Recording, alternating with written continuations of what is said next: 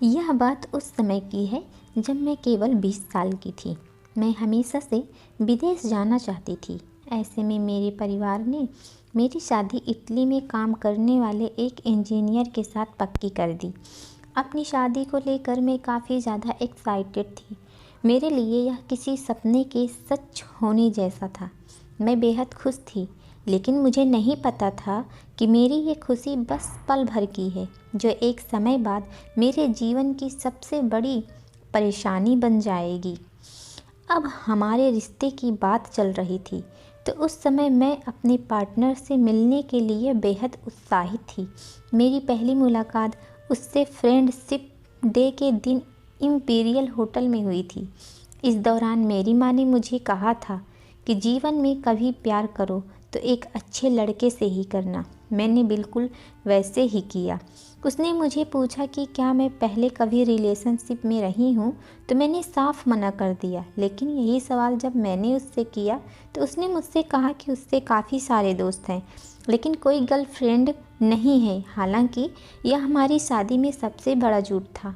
मैं आपसे छिपाना नहीं चाहती, मेरे पिता कभी नहीं चाहते थे कि मैं इस लड़के से शादी करूं, लेकिन मेरी माँ इस रिश्ते के लिए बहुत ज़्यादा उत्सुक थी। उनके मुताबिक यह मेरे लिए परफेक्ट मैच था। हालांकि दोनों की अलग अलग सोच के कारण मेरे पेरेंट्स के बीच काफ़ी झगड़े भी होने लगे, लेकिन इसी बीच हमारी शादी हो गई। ऐसे में शादी की पहली रात मेरे पति ने मुझसे पूछा, क्या मैं वर्जिन हूँ? जब मैंने हाँ में जवाब दिया तो उन्होंने कहा कि मेरी एक गर्लफ्रेंड है, आपको मेरे साथ साथ उसे भी स्वीकार करना होगा। शादी के पहले ही दिन मुझे इस रिश्ते में घुटन महसूस होने लगी थी। ऐसा इसलिए क्योंकि जिस आदमी से मेरी शादी हुई थी वह किसी और से प्यार करता था। इस दौरान मेरे मन में अजीब अजीब ख्याल आने लगे। ऐसी शादी की क्या भविष्य होगा जिसमें आपका पति आपको नहीं बल्कि किसी और को पसंद करता है। शादी के पहले ही दिन मुझे इस रिश्ते में घुटन महसूस होने लगी थी। इसकी बात को सुनकर मैं पूरी तरह हैरान रह गई थी। इतना ही नहीं, हमारी सुहाग रात के अगले दिन वह रात जो 3 बजे लौटा, उसने ड्रिंक की हुई थी। इस दौरान उसने मुझ पर मानसिक रूप से बीमार होने का आरोप लगाया।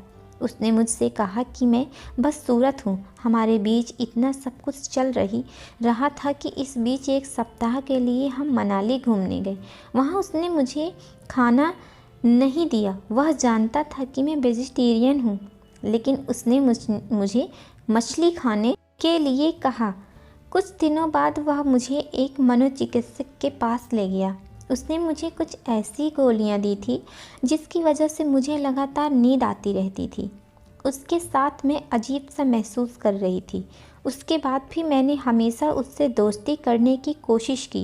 एक दिन उसकी हरकतों से बहुत ज़्यादा परेशान होकर मैंने उससे कहा कि कम से कम आप मुझे अपनी पत्नी का दर्जा तो दे ही सकते हैं। लेकिन उसने साफ कह दिया कि वह कभी नहीं बदलेगा।